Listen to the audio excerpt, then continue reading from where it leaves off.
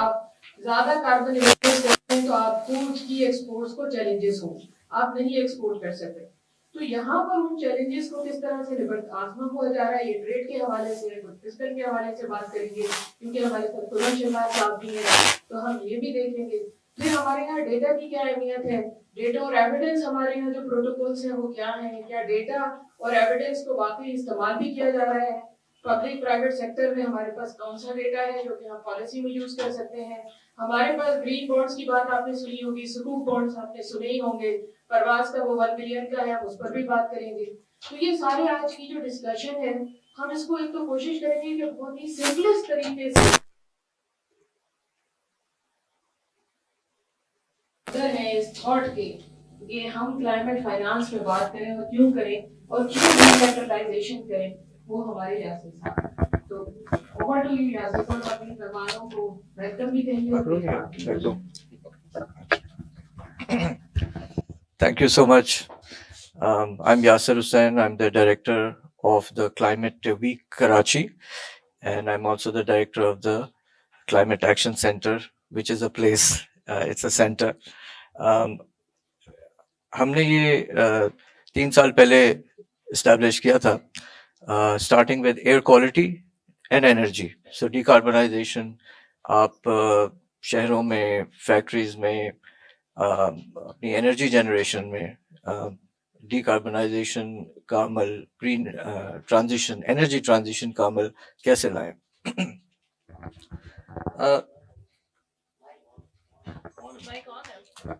जी अच्छा, तो ये 3 साल की राब्ते जो हमने डेवलप किए हैं, जो रिलेशनशिप्स हमने डेवलप किए हैं गवर्नमेंट के साथ स्पेशली, वो वाकई एक बहुत बड़ा चैलेंज था। और ओवर द इयर्स हमने मुख्तलिफ प्रोफेशनल ग्रुप्स के साथ राब्ते बहुत अच्छे डेवलप किए हैं। उसकी वजह ये है कि मेरे ख्याल में हम में से कोई ही होगा जिसने कि क्लाइमेट के बारे में स्कूल में पढ़ा हो। All that learning has happened only recently. हम लोग इन्वायरमेंट की बात करते थे जब मैं यूनिवर्सिटी में था in the 90s। We were hearing कि environment will be the where all the jobs will be in future. Okay, so उस वक्त इन्वायरमेंट की बातें तो they had come to the university, so to say, बाहर से यूनिवर्सिटी के अंदर ये इश्यूज आ गए थे। तो अगर हम उस वक्त से कंपेयर करें अब, तो जो हमारे गवर्नमेंट के जो कराची के एतबार से या सिंध के एतबार से अगर हम सोचें तो यूं है कि इन द बिगर सिनेरियो, अगर हम लोकल लेवल की बात करें, so we really talking about the provincial ministry of local government, which is a sort of a conundrum itself. Local government को तो इंडिपेंडेंट होना चाहिए, लेकिन ऐसा कहीं भी नहीं है। पंजाब में तो लोकल गवर्नमेंट है ही नहीं।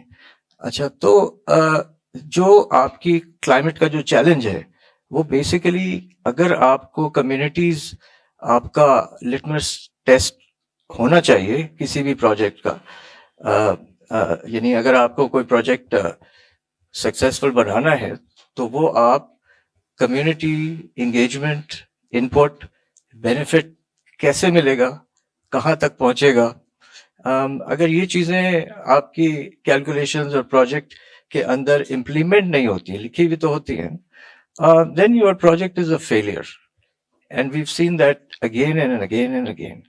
हमारी कुछ practices भी ऐसी रही हैं जिसकी वजह से these sort of projects are produced en masse, in the sense that they benefit no one. They are not evaluated. There is no learning. They're just a sort of channeling of money. That's all there is. So there is no benefit to the city. ये वाला scenario जो है ये हमने पाया कराची के अंदर। और अगर हम सिंध के शहरों की बात करें तो सबसे पहले तो 31 सिटीज हैं जो कि इम्तियाज साहब अच्छी तरह जानते हैं, उनके मास्टर प्लान्स इन्होंने बनाए हैं और वो शेल्फ पे रखे हुए हैं। कराची का क्लाइमेट एक्शन प्लान 1 साल से शेल्फ पे रखा हुआ है, उसकी फंड रेजिंग हुई ही नहीं। ओके, ये इसकी इम्प्लीमेंटिंग एजेंसी KMC है। in the meantime, climate action plan जब बन रहा था, तो obviously it needed some massive sort of consultation.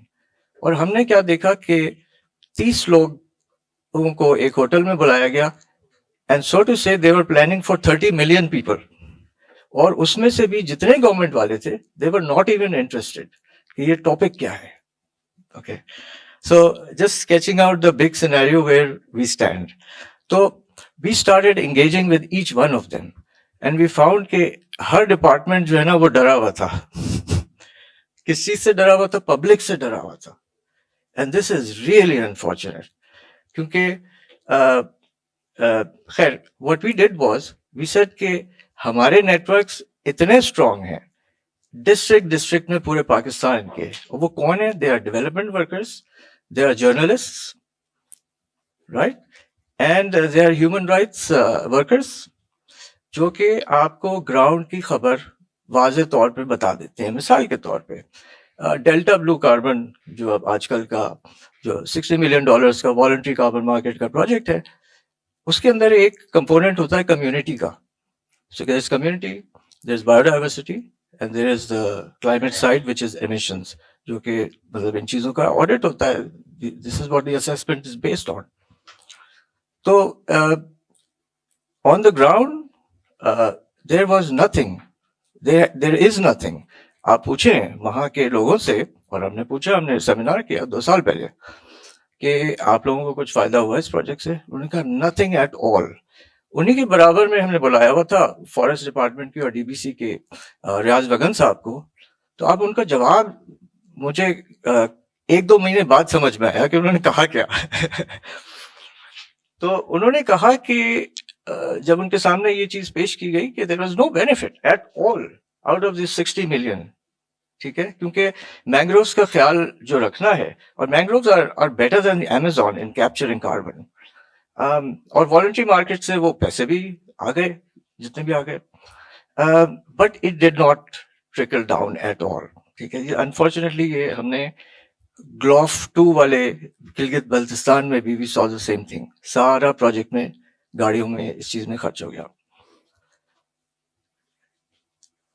As a result so जो रियाज वगन साहब थे, उन्होंने उसका जवाब देने की कोशिश की. तो उनका जवाब ये था कि कम्युनिटी को जितना बेनिफिट होना चाहिए था उतना नहीं हुआ. उस वक्त तो मैं सुन गया, लेकिन समझ में ही आया कि ही इज एक्चुअली एग्रीइंग कि कम्युनिटी को कुछ नहीं मिला है. Right, so this is from the forest department itself. So ये मिसालें इस तरह की जो हैं वो दे आर अपलेंटी. तो हमारा मकसद ये था कि जो बात करने के लिए तैयार है डिपार्टमेंट से, उनके साथ एक कॉन्फिडेंस बिल्डिंग के साथ एक डायलॉग शुरू किया जाए. Academic institutions like IBA, and I'm very proud to say कि I'm very proud to be here. I feel very privileged कि आप लोग मेरी बात सुन रहे हैं.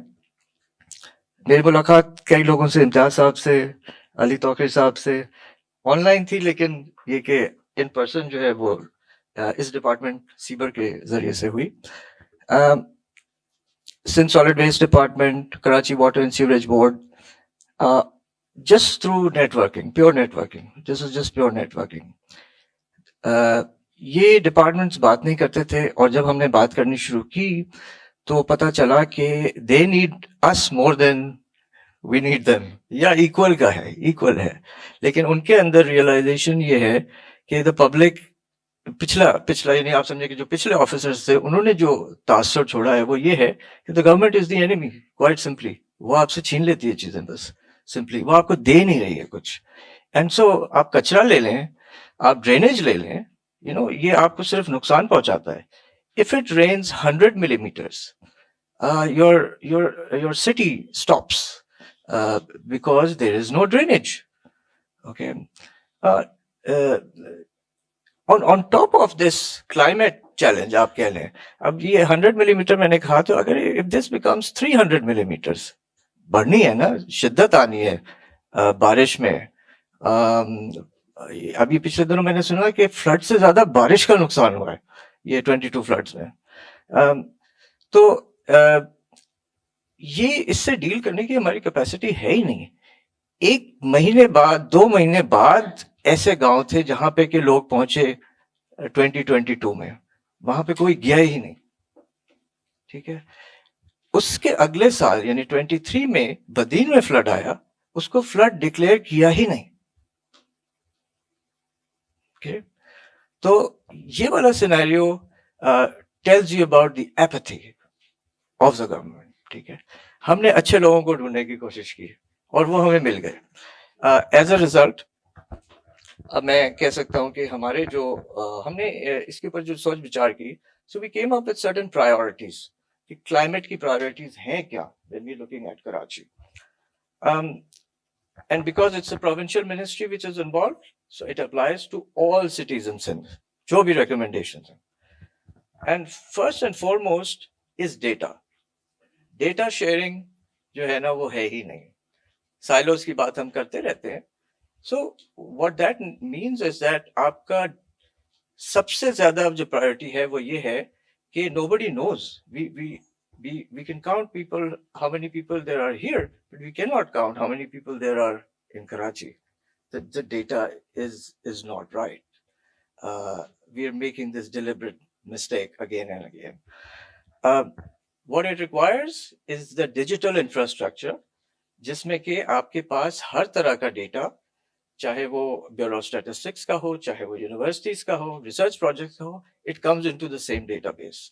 So ये all the information, people know this, but they are unable to put it into practice. अलग-अलग अभी भी अलग-अलग हो रहा है. So lots of services have come online. What this is doing is that the information, the real information that the government has, especially on finance, it's in the dark. Fortunately, when we were working on the Malir Expressway project, and हमने उनके जो funders हैं उनको लिखा, we have a law unit also, और उनके funders को हमने बताया कि what damage it is doing to communities, to the ecology of the Malir river system. उसकी समरी ये है कि Malir is one of 2 large green areas of Karachi, और एक तो पॉपुलेशन ने उसको खा गई है. सेकेंडली जो मलीर एक्सप्रेसवे आपने बनाई है वो सोसाइटीज बन जाएंगी, and so that whole green space, that historical space, आपके लिए मिठाई वाला Malir, it's disappearing before our eyes. लोगों की जमीनों पे से सड़क गुजर रही है. उसकी जो आर्ग्यूमेंटेशन हमने की ना वो बहुत स्ट्रांगली की उसकी, और वो ये था कि मलीर की कोई स्टोरी, कोई इंफॉर्मेशन अखबार में आती ही नहीं थी.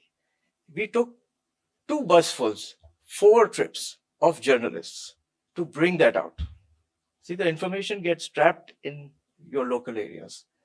So एक information का flow इस तरह का है, जब कोई देख ही नहीं रहा, then you have a free hand to do anything you want, and it will never get reported or anything, and this is very common also. अच्छा जी. So information infrastructure आपका which has your socio-economic data, but I also think इसमें एक चीज missing है, हमारी जो data जमा करने की जो mechanisms हैं, and that is quality of life data. मेयार जिंदगी, आपकी जिंदगी कैसी चल रही है, आपके इलाके में क्या क्या चीजें हैं और नहीं हैं, ये यूसी लेवल पे होना चाहिए, वार्ड लेवल पे होना चाहिए, टाउन लेवल पे होना चाहिए, डिस्ट्रिक्ट लेवल पे होना चाहिए. It is absolutely missing. ये वाला इतना फाइन डेटा है जो कि ये इस चीज को आप यानी this should be the criteria for projects. This is the criteria to keep it short. So अच्छा, अब हम अगर रियल शहर की तरफ आ जाएं from the data side, so the top priority is garbage. Half of the garbage is not picked up, and the half that is not picked up ends up in your water channels and drains. अब water channels and drains की कहानी ये है कि 50 साल से इन्होंने sewerage को आपकी जो नेचुरल बॉडीज हैं like Malir river, Lyari river and the other water channels, उनमें सीवरेज आपने डाल दिया है. 50 साल का है. That is all going into the sea. It's damaging the sea. it is damaging the health of people who live in Karachi. उसी से खाना उगाया जाता है in Malir. उसमें so second priority is this kachra and drainage system. So obviously, if you have a flood, it has to drain. The water cannot stop. Okay, so this is the second big one. Third one is absolute ineffectiveness of laws.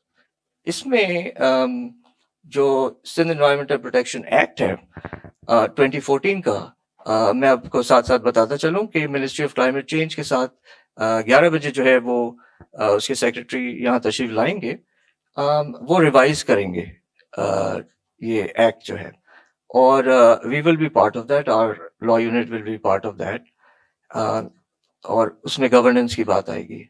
He is also in charge of investment, so उसकी हम बात कर सकते हैं. The whole department of सीपा under the Ministry of Climate Change reports to a body in theory to a council, and that council has never been put together. So it is a department which is not answerable to anybody. Things have to change. This is a very neglected area. Environment and climate change is the lowest priority. ये वो ministry है जो किसी को चाहिए ही नहीं. Okay, yeah. So this needs to go up in. Number 4 is your biodiversity and green spaces. अगर आप ये सवाल उठाएं कि cities के अंदर nature कहाँ है, concrete city में, so how do you answer that question? Then you have young professionals. We have to involve young professionals because they are going to bring the change. There is no other way, and involve them. And the last one, I think जिस पे के कुछ काम हुआ है, which is the energy transition. And it is also happening by itself because of CBAM, because of other factors, because of the solar boom, because of China, not because of government policies. So I will just wrap up here and to say कि इस सारे scenario में जो चीज transparent हो जाती है, it survives, it actually benefits. और जो ट्रांसपेरेंट नहीं होती है, जिसको literally there are secret plans which are inside government, वो हमें नजर ही नहीं आते हैं, and we don't know what happens to it, and we can literally see कि उसका benefit नहीं पहुंच रहा. सिंध के शहरों की कराची से ज्यादा बुरी हालत है. There is no doubt about it. ठीक है, अच्छा जी. And let's say on the social side, अगर आप जो government के projects हैं, in fact I will argue that they have been destructive. They have been destructive to people. Take the Gujjar Orangi नाला case. Gujjar Orangi नाले को साफ करवाने के लिए इसलिए कि फ्लड आएगा तो वो पानी निकले. They displaced 7,500 people. 7,500, they destroyed 7,500 homes. ठीक है, उसकी कॉम्पेंसेशन 3 साल बाद हमको कोर्ट से दिलवानी पड़ी. ठीक है, कॉम्पेंसेशन ये थी कि आपको हर महीने का रेंट मिल जाएगा और आपको एक मकान भी दिया जाएगा. ये वो लोग हैं जो लिस्ट में आ गए. इसके सर्वे की अलग स्टोरी है.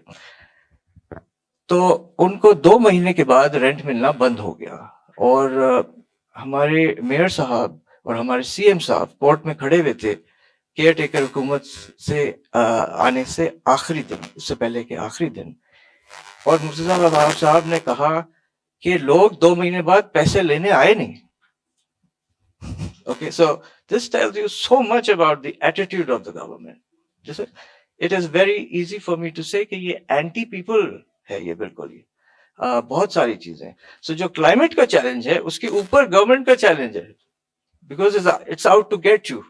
Okay, and I'll end by saying that the climate crisis is an emergency, and हम 2019 से जो हमने networks बनाए हैं, and we are now national and international. We are also local. हमारा जो links हैं वो communities में बहुत strong है, not just Karachi but outside of Karachi as well. And the whole idea behind the Climate Week Karachi is to have these discussions.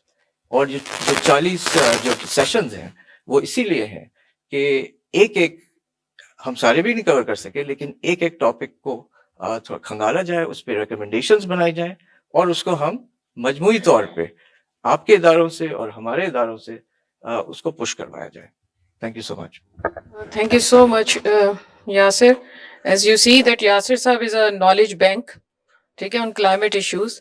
And once he starts talking about climate change related issues, so nobody can stop him. So, and it's not because that he is not stoppable, but because of the passion he has. And that passion is not only, I would say, is not confined to just talk around the issues, but also to take up measures which can help the masses, which can help the really, really vulnerable segments of the population. So I genuinely respect his passion for that. And I would like to continue with the program today. So in our first session, which is about the improving access data and local decision making, we have our very distinguished notable guest with us, Khurram Shehzad. I'll introduce myself later. Khurram Shehzad is an investment banker, development economist, and technology entrepreneur with over 20 years of experience. So he shares one thing with me, which is 20 years of experience. Mine is of academia. He has diverse experience.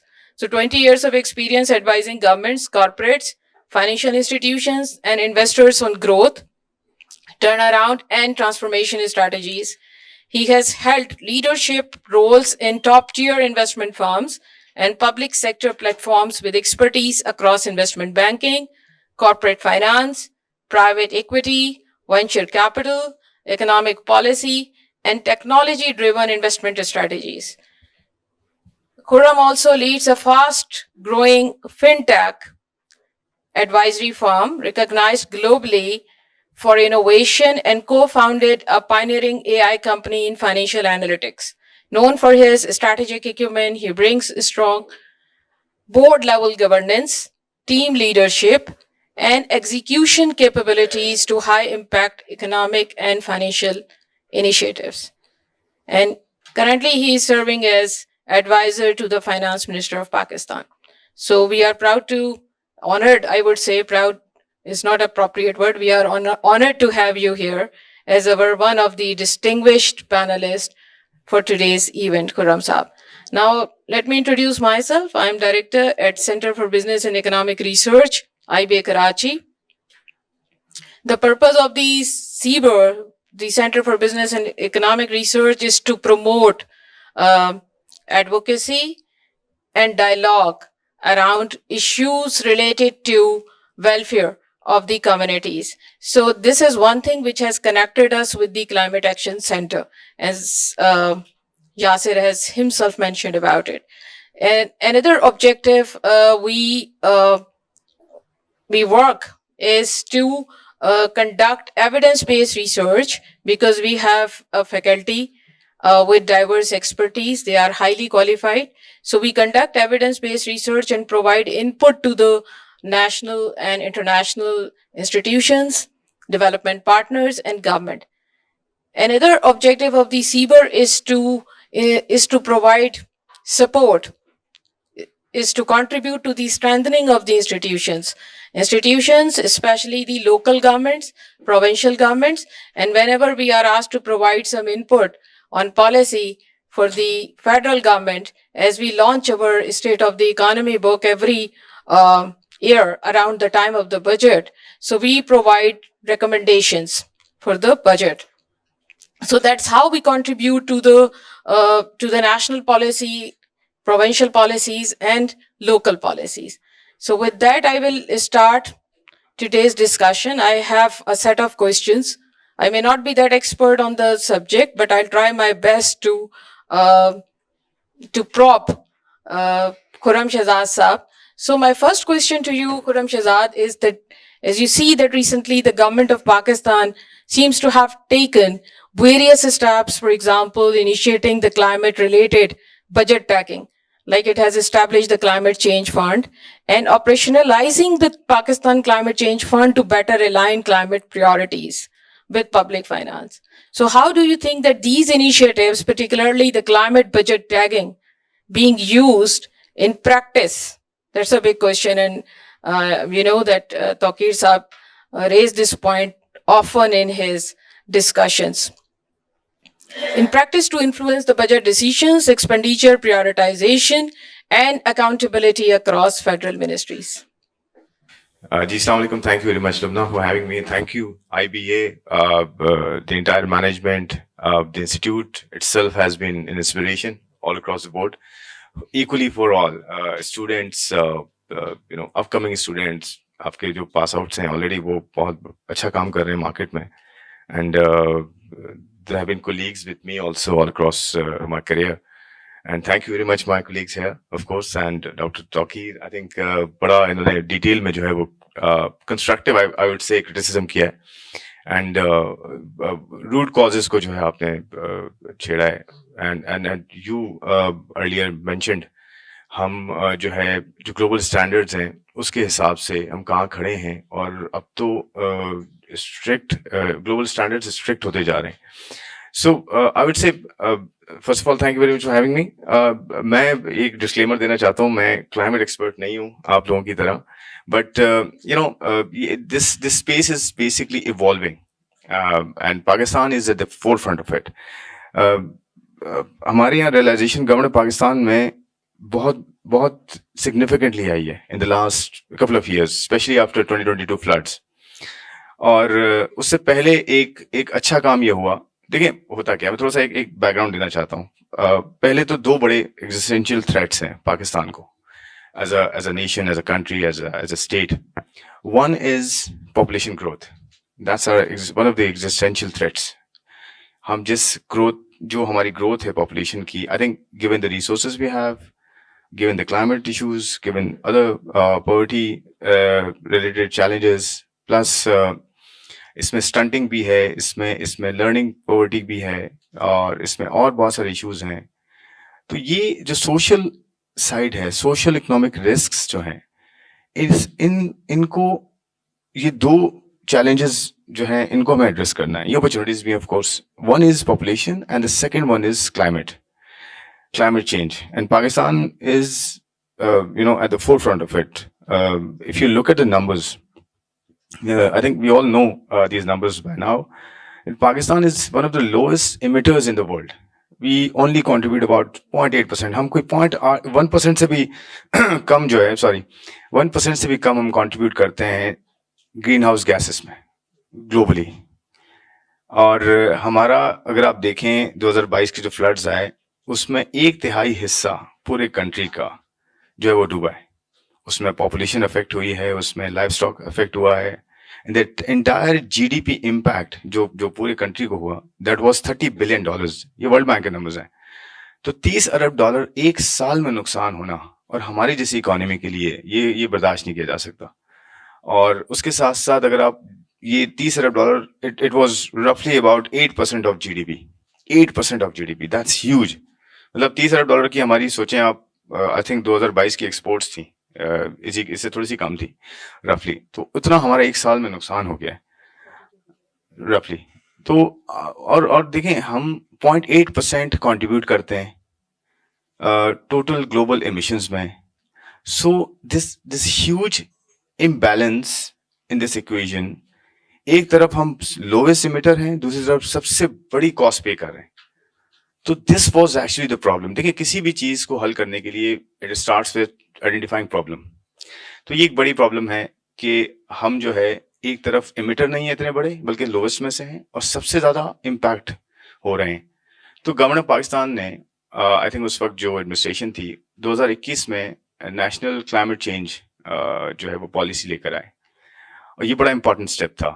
Even though it was before 2022 floods, but it was step in the right direction. उस वक्त शुरू हो गई चीज, क्योंकि plan से start करते हैं हम, फिर फ्लड्स आए, तो ये जो एफर्ट्स थी ये एक्सपेडाइट हुई, और फिर it was converted into a national adaptation plan जो 2023-24 की अगर आप देखें, तो नेशनल एडेप्टेशन प्लान जो था ये एक्चुअली बड़ा इंपॉर्टेंट था फ्रॉम द हाईएस्ट लेवल.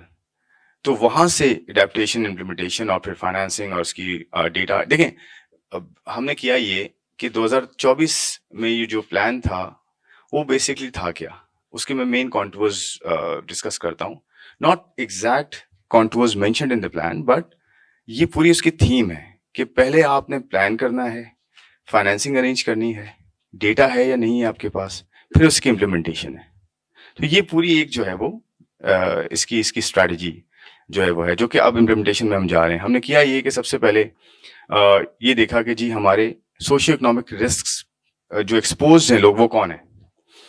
सबसे पहले जो है वो एग्रीकल्चर आता है, क्योंकि food security is important. Floods आते हैं, क्लाइमेट चेंज होता है, तो सबसे पहले एग्रीकल्चर को इम्पैक्ट करता है। और एग्रीकल्चर इज रफली 24% ऑफ द इकोनॉमी, और 37% आपका जो है जॉब में कंट्रीब्यूशन है। सो सबसे ज्यादा इम्पैक्ट तो वहीं आएगा, और लोवेस्ट टू लोवेस्ट हमारा जो लेयर है सोसाइटी का, वो वहां पर है। सो एक तो वो बड़ा इम्पैक्ट है। आई थिंक 3 मेन जो है एरियाज हैं, एग्रीकल्चर है, एनर्जी है, एंड देन ट्रांसपोर्ट है। ये 3 अगर आप जो है एरियाज को आप एड्रेस करें, these are low hanging basically, कि इन पे आप जो है एड्रेस करें तो आपका वो जो ट्रिकल डाउन इम्पैक्ट होगा वो ज्यादा होगा। तो उसमें गवर्नमेंट ने 2-3 काम किए 2025 में स्पेशली। मैं बताऊंगा कि फाइनेंसिंग साइड पे हमने क्या किया है, डेटा साइड पे हमने क्या किया है, बट मैं थोड़ा सा एक हाईलाइट करना चाहता हूँ। हमने 5 ऐसे जो है बिल्कुल ग्रास रूट लेवल पे financing, technology, adaptation, impact, inclusion and empowerment, ये 6 जो की पॉइंट्स हैं, की सब थीम्स हैं, इसकी बेसिस पे हमने कुछ गवर्नमेंट ऑफ पाकिस्तान ने फर्स्ट लॉस गारंटी की बेसिस पे फाइनेंसिंग अरेंज की है, और पूरा एक प्लान दिया है, जिसमें मिनिस्ट्री ऑफ क्लाइमेट जो है उसमें मेन मिनिस्ट्री है जो इसको लीड कर रही है। Finance ministry of course providing the financing and everything.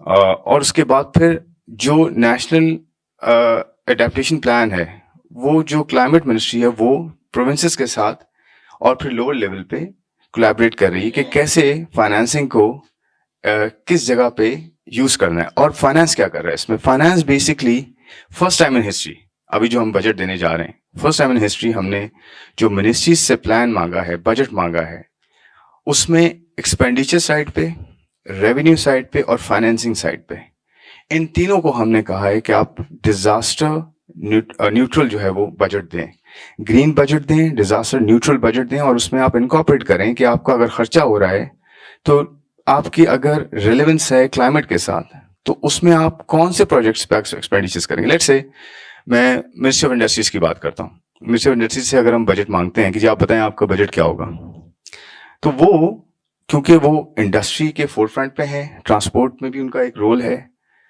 तो लेट्स से उन्होंने पॉलिसी दी है इलेक्ट्रिक व्हीकल्स की लास्ट ईयर।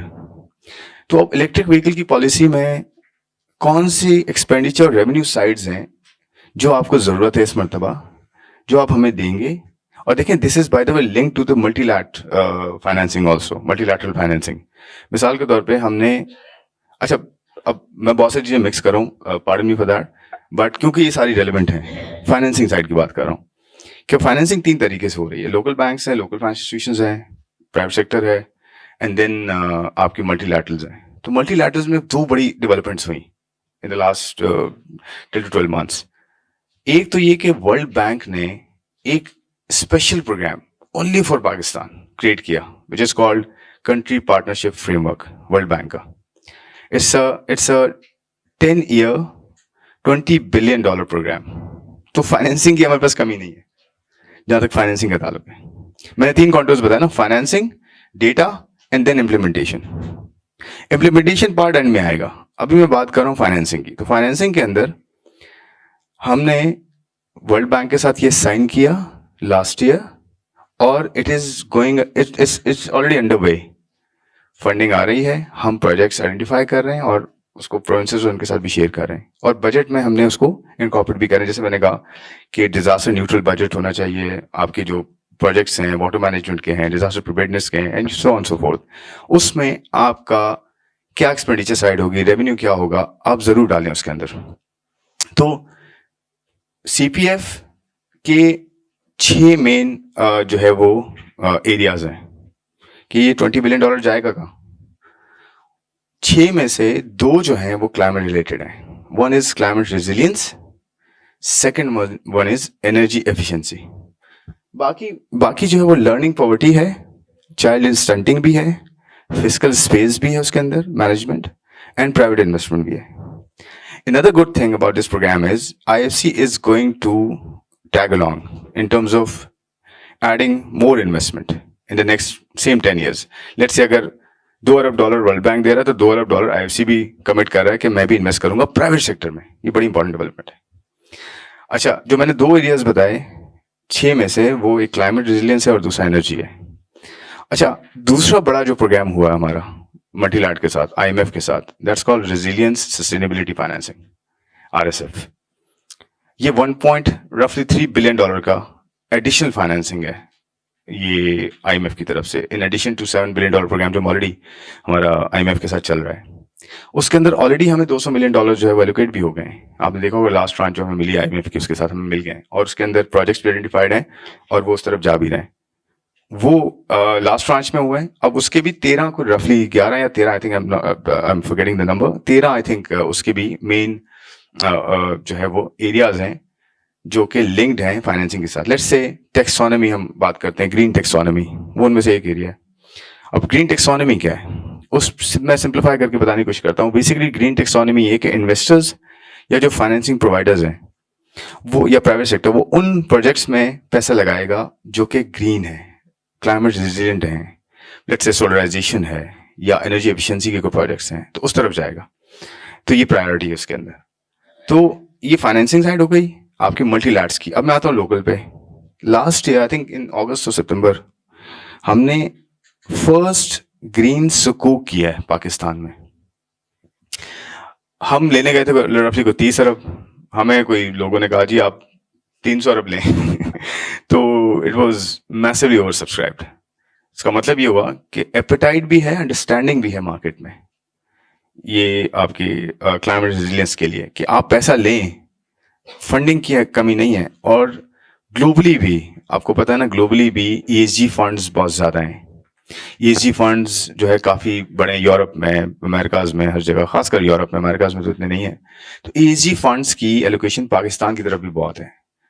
सो जैसे मैंने शुरू में कहा कि जो डिसबैलेंस है हमारा, कि पाकिस्तान जो है वो सबसे ज़्यादा इम्पैक्टेड है और सबसे कम कंट्रीब्यूट करता है. तो ये जो डिसबैलेंस है, इसी ने अर्जेंसी क्रिएट की है कि भाई ग्लोबल क्लाइमेट फाइनेंस जो है वो हमारी तरफ आए, क्योंकि हम इम्पैक्टेड हैं और हमारी जो अपनी जो एडेप्टेशन है उससे भी हमें हेल्प करे, टेक्निकली प्लस फाइनेंशियली. सो सुकूक हमने रेज किया. एंड थर्ड इज, अब मैं आता हूँ उस पर इम्प्लीमेंटेशन में ऑफ कोर्स. तो सॉरी, डेटा पे पहले मैं आ जाता हूँ. अगर मैं आप सबको इनवाइट करता हूँ, मैं IBO को भी स्पेशल इनवाइट करता हूँ. आप ministry of climate change, I don't know आप लोग का चक्कर लगा या नहीं लगा, वहां पे एक state of the art MIS ecosystem create किया गया है. It's a huge hall with screens all around you, telling you every bit of data कि कोई अगर कहीं पत्थर भी हिल रहा है तो वो भी आपको पता चल जाएगा कि जी ये हिला है, और उसकी प्रिडिक्टेबिलिटी भी बताई जाएगी नेक्स्ट टाइम कब मूव होगा. इतना स्टेट ऑफ द आर्ट, इतना सॉलिड जो है वो MIS सिस्टम इंस्टॉल किया है मिनिस्ट्री ऑफ क्लाइमेट के जुरिसडिक्शन में. तो आई डोंट नो आप लोग में से कितना, आई थिंक हमारे मीडिया जो कोलीग्स हैं वो तो शायद होके आए हैं. आप लोग प्लीज चक्कर लगाएं, आप लोग प्लीज देखें. जी बिल्कुल.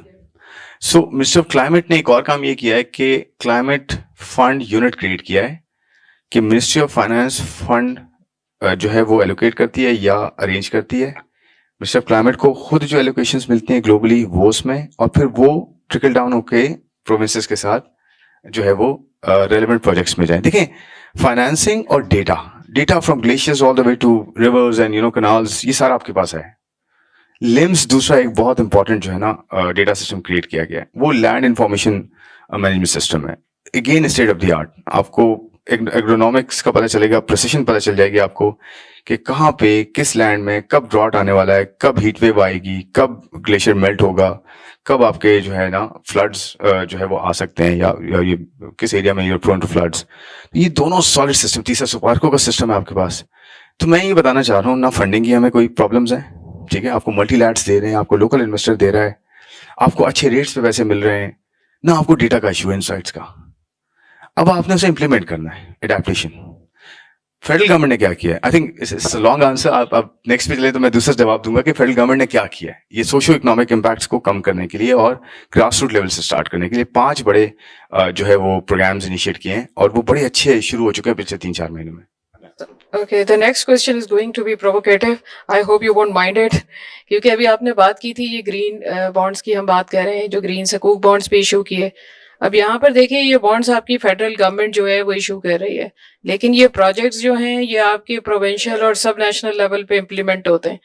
तो एक जो फियर है, कंसर्न है लोगों में वो ये है कि इससे सिर्फ आपकी कंटीजेंट लाइबिलिटीज बढ़ेंगी, क्योंकि आपके पास मैंडेट तो यानी जो प्रोजेक्ट इम्प्लीमेंटेशन तो प्रोविंशियल लेवल पे आ रही है, लोकल पे आ रही है, जो पैसे आप कलेक्शन हो रही है वो आपकी फेडरल लेवल पे हो रही है. तो ये जो गैप है इसको आप किस तरीके से देख रहे हैं और कौन से सेफ गार्ड्स हैं कि वो लाइबिलिटीज में ना ट्रांसफर हो जाए सारे? बहुत बहुत वेरी वेरी रेलेवेंट क्वेश्चन. ये कोई प्रोवोकेटिव नहीं है, बिल्कुल सही क्वेश्चन है कि there is a disbalance between financial responsibility and actual implementation. तो देखें ये तो एनएफसी के अंदर बहुत सारी चीज़ें डिस्कस होना शुरू हो गई हैं.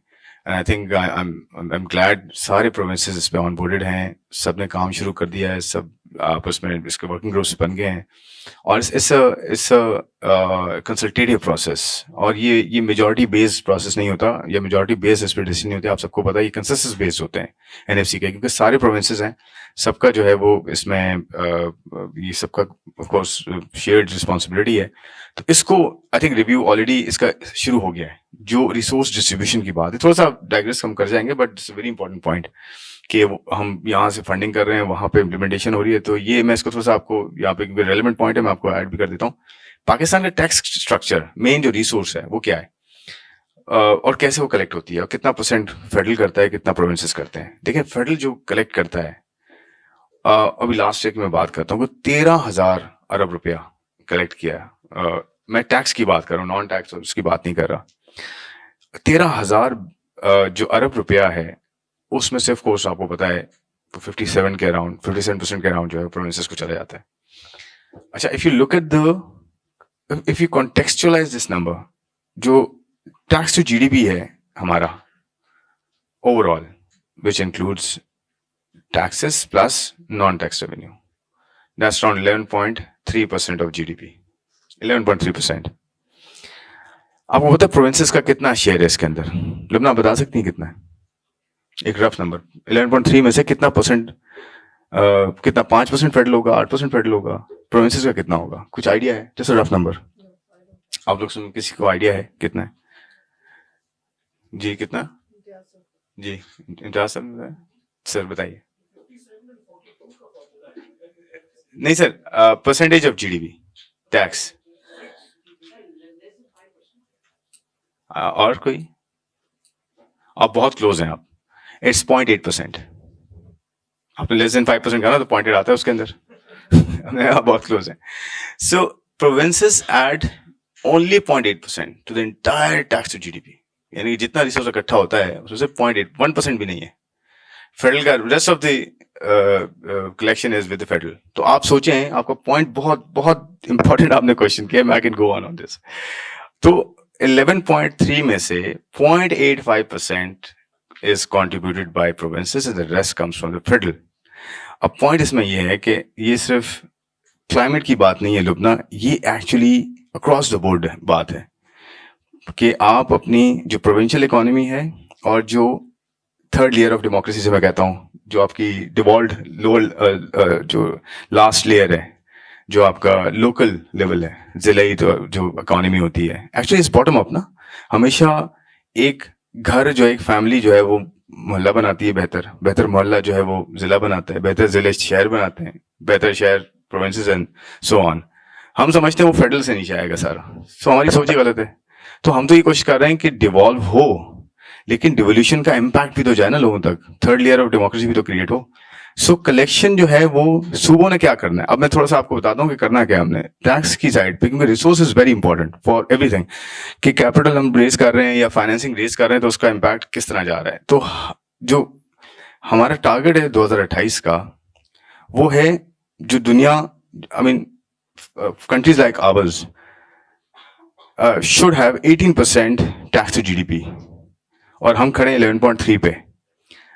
हमारा टारगेट है 2028 का 18% ऑफ जीडीपी, फेडरल का है 15%, उसमें से remaining 3% should come from provinces.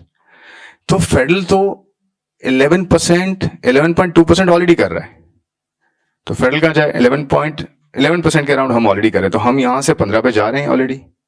लेकिन सूबे 0.8 से उठ के 3% पे जाना है उन्होंने। तो ये सूबों का बहुत बड़ा रोल है फाइनेंसिंग के अंदर, अपनी सेल्फ रिलायंस के अंदर, कि फेडरल पे डिपेंडेंट ना हो, और फिर उसकी इम्प्लीमेंटेशन, उसको कन्वर्ट कैसे करना है लोगों की जो है सर्विस डिलीवरी में। सो मेरा कहने का मतलब ये है कि ये एक बड़ा डिस्कशन है, उस पर अच्छी बात ये है कि प्रोविंसेस एंड फेडरल सारे मिलकर दोबारा शुरू हो गए हैं बात करना। उसमें पॉपुलेशन भी एक बड़ा फैक्टर है। अब देखिए, मैंने शुरू में बात की कि दो बड़े एक्जिस्टेंशियल थ्रेट्स हैं पाकिस्तान को, एक है पॉपुलेशन, दूसरा है क्लाइमेट। पॉपुलेशन के अंदर आप ये देखें कि हमारी पॉलिसी क्या रही है। मैं किसी को ये नहीं कह रहा कि जी एक गवर्नमेंट ने किया दूसरे ने, मैं ओवरऑल बात कर रहा हूं कि पॉलिसी ये रही है कि फेडरल पे हम ये कहते हैं कि population is a threat, existential threat, और इसे कम करना है, ग्रोथ को कम करना है, कंटेन करना है, बच्चों को पढ़ाना है, बच्चे आउट ऑफ स्कूल काफी हैं, और स्टंटिंग को कम करना है। प्रोविंसेस लेवल पे हम ये कह रहे हैं कि जी आप पॉपुलेशन बढ़ाएं तो हम आपको फंडिंग देंगे। यही है ना जी। एनएफसी के अंदर 82% प्लस जो है वो पॉपुलेशन है, कि पॉपुलेशन का पोर्शन ज्यादा है एनएफसी के अंदर। कितना ज्यादा है? तो हम इनडायरेक्टली ये कह रहे हैं ना कि जी आप पॉपुलेशन बढ़ाएं, हम आपको पैसे देंगे। दूसरी तरफ हम कह रहे हैं कि जी पॉपुलेशन बढ़ाना ही बड़ा मसला है। तो ये कितना बड़ा डायकोटमी है। तो इसको हम ठीक कर रहे हैं। अब रियलाइजेशन है कि जी इसको ठीक करें ताकि जो ऑब्जेक्टिव हैं वो कंसिस्टेंट हो। So coming back to the climate issue, वो जो 5 एरियाज हैं, अगर आप कहें तो मैं शेयर करता हूँ, अदरवाइज अगर आप आगे कोई सवाल है तो आप पूछ लें, फिर मैं उस पर डिस्कस करता हूँ। नेक्स्ट क्वेश्चन पॉपुलेशन के रेफरेंस से करना चाहूंगी मैं। आपने जो बात की है पॉपुलेशन की, कि पॉपुलेशन बढ़ाएं या पॉपुलेशन घटाएं, तो यहाँ पे दुनिया में एक नैरेटिव ये भी है इस बात के मैनेजेबल पॉपुलेशन है तो कोई इशू नहीं है। अगर आपके रिसोर्सेज जो हैं वो इस हद तक हैं कि उस पॉपुलेशन को मैनेज कर सकते हैं, तो population is not a big issue. Pakistan का जो इस वक्त चैलेंज है वो ये है कि majority of the population is either poor और इंक्रीजिंगली बिकमिंग पुअर, ठीक है, for various reasons including the instable macro economic policies. जो हमारे सोशल प्रोटेक्शन प्रोग्राम्स हैं, I have been to Punjab, उनका देखा मैंने, जो सोशल प्रोटेक्शन प्रोग्राम्स जो वहाँ पे हैं, सिंध में देखा, केपीके में देख रहे हैं, फेडरल के हैं। ये कोई भी प्रोग्राम आपका अडेप्टिव सोशल प्रोटेक्शन प्रोग्राम नहीं है। अडेप्टिव का मतलब क्या है कि अब आप खुद कहते हैं ना लॉस एंड डैमेजेस हो रहे हैं, आपने खुद बताया इतने एरियाज हैं जहाँ पर बार बार फ्लड्स आ रहे हैं, आपके पास अर्थक्वेक्स हैं, आपके पास लैंडस्लाइड्स हैं, ग्लोफ है, एलएल ऑफ है, ग्लोफ की बात उन्होंने की थी, एलएल ऑफ भी है हमारे पास, जो कि लेक बस्ट हो रहे हैं। तो ये हमारे पास तो रिकरिंग फिनोमेनाज हैं। ये उसके लिए पहले तो आप कह रहे हैं डेटा भी हमारे पास सोफिस्टिकेटेड डेटा मौजूद है। मैं खुद एनडीएमए गई हूँ, बहुत स्टेट ऑफ द आर्ट वहाँ पे जो है उन्होंने एक सिस्टम वहाँ पे रखा हुआ है। डिस्पाइट ऑफ ऑल दैट हमारा सोशल प्रोटेक्शन सिस्टम अडेप्टिव नहीं है, बेस प्रोग्राम भी अडेप्टिव नहीं है। हम वल्नरेबल को तो सपोर्ट कर रहे हैं, लेकिन क्या हम क्लाइमेट रिस्क को इम्बैट कर रहे हैं? क्या हम मिटिगेशन पे काम कर रहे हैं? कोई ऐसे हमारे पास फाइनेंसिंग के इंस्ट्रूमेंट्स हैं जो क्लाइमेट रिस्क मिटिगेशन ही को टारगेट करते हो? जैसे डॉक्टर तौकीर साहब की ना मैं सारे डिस्कशन सुनती रहती हूँ, ये हमेशा रिंग फेंस फाइनेंसिंग की बात करते हैं कि रिंग फेंस्ड होनी चाहिए, आपकी टैगिंग होनी चाहिए, बजट टैगिंग होनी चाहिए। सेपरेट बजट लाइन्स कहाँ है हमारे पास? मैं आपसे ये पूछना चाहूंगी। बिल्कुल, देखिए मैंने जैसे शुरू में कहा, we're going to have first time we're going to have a budget that's disaster neutral or disaster adaptive, या green budget कह लें जिसको, जिसके अंदर at least from the federal level हमने ये कहा सारी मिनिस्ट्रीज को, अब जो हमने जो बजट कॉल, देखें there's a budget call, आपको 3-4-5 महीने पहले आप मिनिस्ट्रीज को बजट कॉल देते हैं कि जी अपने आप एक्सपेंडिचर्स बताएं क्या होंगे, रेवेन्यूज कैसे आप जनरेट करेंगे, और उस अगर रेवेन्यूज शॉर्ट होते हैं एक्सपेंडिचर से तो उसकी फाइनेंसिंग कैसे होगी। और उसमें हमने, अगर आप बजट कॉल का डॉक्यूमेंट देखें, इट्स अ डिटेल्ड डॉक्यूमेंट, उसमें एक एक प्रोजेक्ट है, from water management to drought management to disaster preparedness and so on, और प्रोजेक्ट वाइज आइडेंटिफिकेशन है। और इसको लिंक कैसे किया, देखिए आरएसएफ की जो मैंने बात की ना मल्टीलैटरल फाइनेंसिंग की, वो कुछ टारगेट्स हैं उसके, मैं सीपीएफ की मैंने बात की, कंट्री पार्टनरशिप फ्रेमवर्क, उसके कुछ टारगेट्स हैं। उसमें मैंने कहा आपसे, मैंने पॉइंट आउट किया ना, लर्निंग पॉवर्टी भी है उसके अंदर, उसके अंदर स्टैंडिंग भी है, उसके अंदर दो बड़े और एरियाज हैं, क्लाइमेट है और एनर्जी है, green energy and climate resilience. तो मल्टीलैटरल फाइनेंसिंग से बजट के अंदर उसकी इनकॉर्पोरेशन और फिर सारी मिनिस्ट्रीज को जो है अपना ग्रीन एंड डिजास्टर बजट देना है कि इस मर्तबा आप कैसे अडेप्ट कर रहे हैं उसको। तो देखिए हमारा जो एरिया है हम उसको बहुत कॉम्प्रिहेंसिवली इनकॉर्पोरेट करने की कोशिश कर रहे हैं कि फाइनेंसिंग एटलीस्ट जो आ रही है वो डेटा के हिसाब से सही जगह जाए। अब जो प्रोजेक्ट आइडेंटिफिकेशन है, अगर लेट्स से यहाँ पे कचरे का प्रॉब्लम है कराची में, तो ये कौन हल करेगा, किसके एम्बिट में आता है? अगर यहाँ डॉक्टर ने जो है वो नाले की बात की, वो किसके एम्बिट में आता है, कौन करेगा ये? अब फेडरल वहां से उठ के तो नहीं कर सकता ये। एनएफसी की यही एसेंस है ना, और प्रोविंशियल लेवल पे चीज़ों को लाने की या लोकल लेवल पे चीज़ों को लाने की यही एसेंस है। तो ये तो जो अथॉरिटीज़ हैं उनको हम तो इक्विप कर सकते हैं, उनको हम फंड कर सकते हैं, उनको हम सपोर्ट कर सकते हैं, इनेबलिंग एनवायरनमेंट क्रिएट कर सकते हैं। इम्प्लीमेंटेशन तो उस लोकल कम्युनिटी लेवल पे होगी। अगर फेडरली सब कुछ करेगा तो फिर वो इफेक्टिवनेस नहीं रहेगी। तो देखें, कहने का मतलब ये है कि अच्छा फेडरल ने फिर क्या किया। अब मैं वो 5 एरियाज बताता हूँ आपको। फेडरल ने ये किया है कि फेडरल ने कहा सोशियो इकोनॉमिक रिस्क बढ़ रहे हैं और 3 एरियाज हमने प्राइमरली देखा, एग्रीकल्चर है, एनर्जी है, ट्रांसपोर्ट है, और चौथा ऑफ कोर्स स्किल डेवलपमेंट है। तो हमने किया ये, हमने एग्रीकल्चर में प्रॉब्लम है तो फोर फ्रंट पे कौन सी कम्युनिटी है? स्मॉलेस्ट ऑफ द स्मॉलर जो फार्मर्स होते हैं वो हैं। तो हमने एक प्रोग्राम तरतीब दिया फर्स्ट लॉस गारंटी के साथ, विच इज कॉल्ड जरखेजी। ये भी कुछ महीने पहले शुरू हुआ है। Zarkhezi is a 300 billion rupees programme, जिसमें कुछ 7,50,000 फार्मर्स को हमने इनेबल करना है विद फाइनेंस एंड टेक्नोलॉजी, ताकि वो लेट्स से सीड जो है वो डिजास्टर न्यूट्रल सीड की तरफ जाएं। वो ये लिम्स का जो प्लेटफॉर्म है उसको यूज करें। देखें, एक इंडिविजुअल के पास, लेट्स से एक फार्मर है, उसके पास फसल उगाने का स्किल है, लेकिन उसके पास फाइनेंस नहीं और टेक्नोलॉजी नहीं है। तो वो इनेबलिंग एक जो है वो पॉलिसी है, तो वो हमने सरखेजी शुरू कर दी। अब उसके अंदर government of Pakistan first loss guarantee भी ले रहा है, बैंकों को कह रहा है कि जी आप आगे बढ़ें, और ये प्राइवेट सेक्टर लेड है बाय द वे। गवर्नमेंट से उसको इनिशियली सपोर्ट कर रहा है कि गवर्नमेंट कहती है कि जी मुझसे 10% ले लें या 10% मेरे फर्स्ट लॉस ले लें। अगर 300 बिलियन का प्रोग्राम है तो government of Pakistan, federal government 30 अरब रुपया ब्रिज कर रही है। तो गवर्नमेंट अपना काम किया है इसमें, और इसमें अच्छी बात यह है कि इसमें ट्रैक्शन आ रही है। आप जाके जरा लेटेस्ट नंबर्स देखिएगा इसके, किस तरह फार्म। अच्छा, ये कौन से पता है आपको? वो हैं, ये नॉन कोलेटरलाइज्ड है बाय द वे। जमीन इसमें गिरवी नहीं रखनी है आपने, लाजमी नहीं है जमीन गिरवी रखें। जमीन गिरवी रखेंगे तो और ज्यादा आपको फाइनेंसिंग मिलेगी। ये 2 लाख, 3 लाख, 5 लाख वाले हैं, 8 लाख वाले, ये वाले फार्मर्स हैं। देखें, सबसे लोवेस्ट लेवल को आप अपलिफ्ट करेंगे, इंक्लूजन होगी, एम्पावरमेंट होगी और इनेबलिंग एनवायरमेंट होगा, और वहां से जब चीज शुरू होगी तो वो ट्रिकल डाउन होके आपके जो है वो इंडस्ट्रियल और दूसरे सर्विसेज सेक्टर में आएगी। तो जरखेजी का हमने शुरू किया, जो कि उसकी ट्रैक्शन बहुत बढ़ रही है।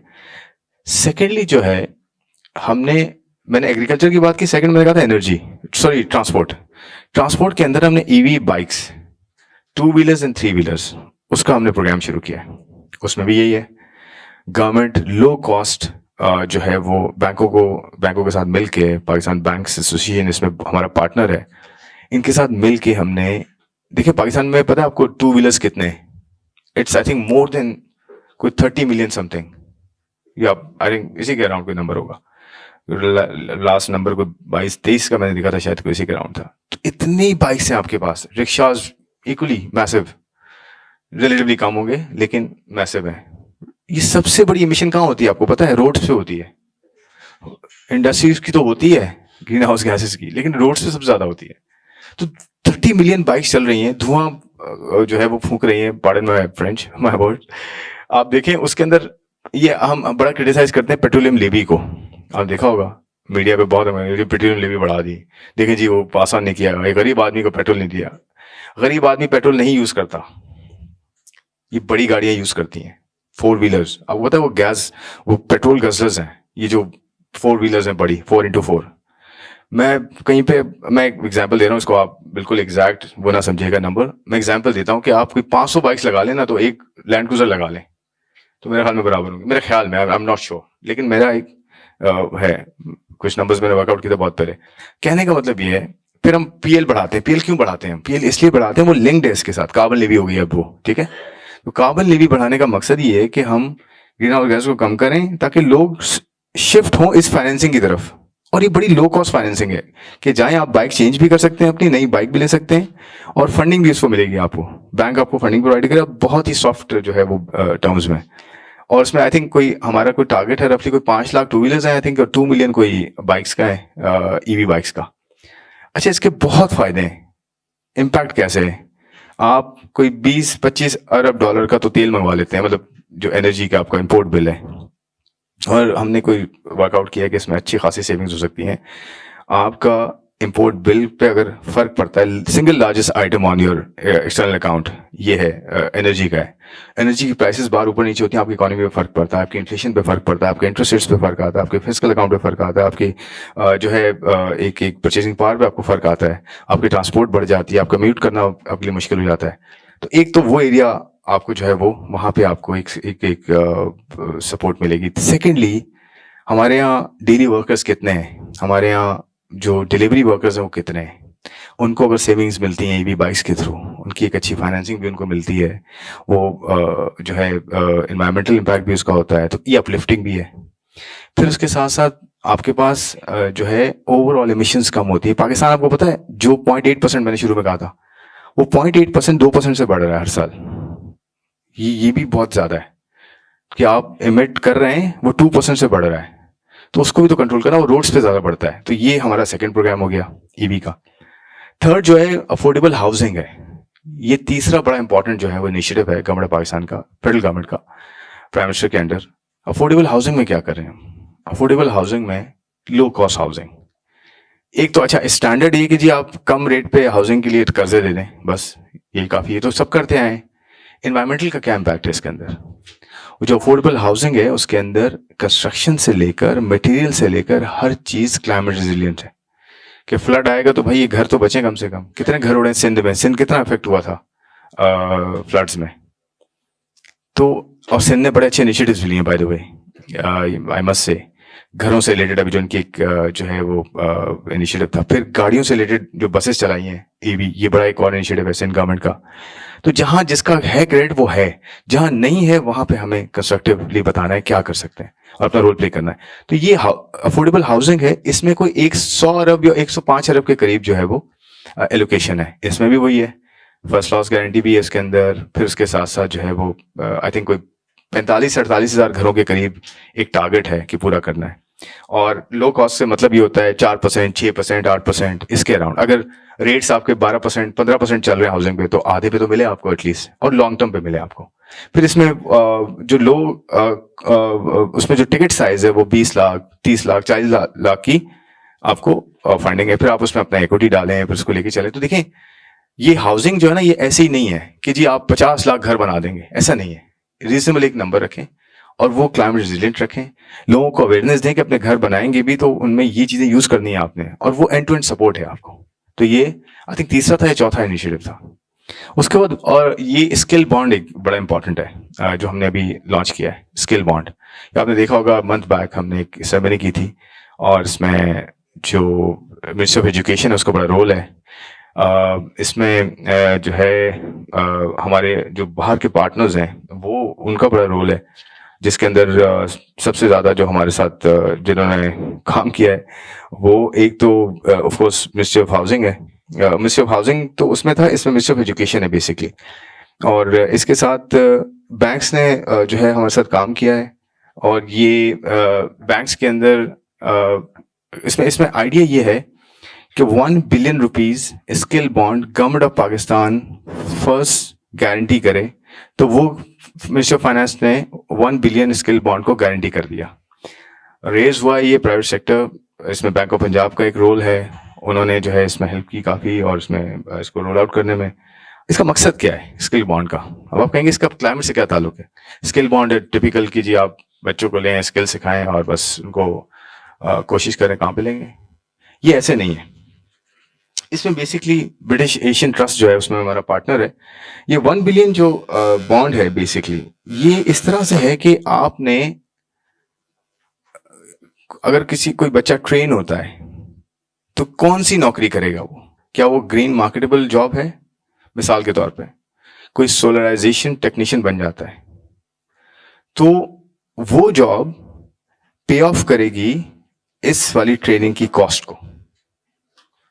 यानी कि ये इंसेंटिव इसमें बिल्ड किया गया है कि जी हमने कुछ बच्चों को ट्रेन किया और उन बच्चों को एक टारगेटेड ट्रेनिंग दी और वो बच्चे उस फील्ड में गए और वहां से जो उनकी इनकम आएगी उसको पार्शियली आराम आराम से उसको रीपे किया जाएगा। तो ये परफॉर्मेंस ड्रिवन है, ये इन इटसेल्फ एक गारंटीड प्रोडक्ट है और इसके अंदर क्लाइमेट रेजिलियंस है। तो स्किल बॉन्ड का इनिशिएटिव बहुत इंपॉर्टेंट है और ये first time government of Pakistan कर रही है। फर्स्ट जो बैकिंग है गारंटी की, उसके बाद ये प्राइवेट सेक्टर करेगा। ये फर्स्ट इनिशिएटिव है। देखिए फेडरल गवर्नमेंट तो ये सारे इनिशिएटिव इसलिए ले रही है और इसमें खासतौर पर बाय द वे इसमें वुमेन लेड जो है वो ज्यादा एस्पेक्ट है कि हमारे बच्चियां हमारी फीमेल्स जो हैं इसमें ज्यादा they should be skilled more into it and go out in the market and perform। तो fully performance based है ये basically और इसका भी आप impact देखेंगे कि कैसे skill market जो है improve हो रही है green finance की तरफ या green जो है initiatives की तरफ। फिर सोलराइजेशन का है गवर्नमेंट ऑफ पाकिस्तान का प्लान कि गवर्नमेंट ऑफ पाकिस्तान जो है जो ऑल्टरनेट एनर्जी है विंड से सोलर से उन सब से इससे 50% कैपेसिटी जो है वो यहां से जनरेट हो। ये 2030 तक का प्लान है गवर्नमेंट ऑफ पाकिस्तान का। जो रोड पे व्हीकल्स हों वो रफली 1/3 व्हीकल्स जो है वो ईवीज हों या इलेक्ट्रिक व्हीकल्स हों बाय 2030। ये प्लान्स हैं गवर्नमेंट ऑफ पाकिस्तान के। और skill bond, affordable housing, agri financing, EVs on the road, ये सब चीजें मिल मिला के आपकी इम्पैक्ट क्रिएट करें, सोशियो इकोनॉमिक रिस्क को कम करें, अपलिफ्ट करें और एम्पावर करें। सो ये एरिया जो हमने ये It is really difficult to digest, but I tried my best. So things are easier said than done in Pakistan, unfortunately. But all of us are very ambitious that, as you mentioned, that measures are being taken. Some initiatives have already been implemented. So all is not well, but everything, we cannot say that all is also not well or all is well. So we are at such a juncture, I would say, where uncertainty tends to be higher. And with that, I have a question, as you mentioned about the skill bond and educating children and building their capacity for green sectors. But the point is that if you just look at the trade sector of the Pakistan, as I started my welcome remarks today with the CBM, the carbon border adjustment mechanism. So Pakistan exports, the major exporting country for Pakistan is EU, UK and then USA. तो EU की जो भी policy थी उसमें उन्होंने कहा 2026 के जनवरी में कि there are 5 sectors जहाँ पे उन्होंने कहा कि हम कार्बन जो है पाकिस्तान को बाइंड करेंगे कि वो एक कार्बन थ्रेशोल्ड्स के ऊपर हैं। And those sectors were the cement, iron and steel, aluminium, fertilizer, electricity and hydrogen. In sectors में उन्होंने कहा कि जाके आपने एक लिमिट से ऊपर जो है वो आपके कार्बन इमिशंस ना हो। पेट्रोल सबसे आसान है, आप जाके लीवे लगा देते हैं, उसका इम्पैक्ट भी चला जाता है, जो कि पे कर रहा होता है, आसान तरीन काम है। लेकिन जो हमारा ये ट्रेडिंग सेक्टर है और अब 2030 तक ये हम सुन रहे हैं 2027 और मे बी 2030 तक कि टेक्सटाइल को भी वो इंक्लूड कर लेंगे।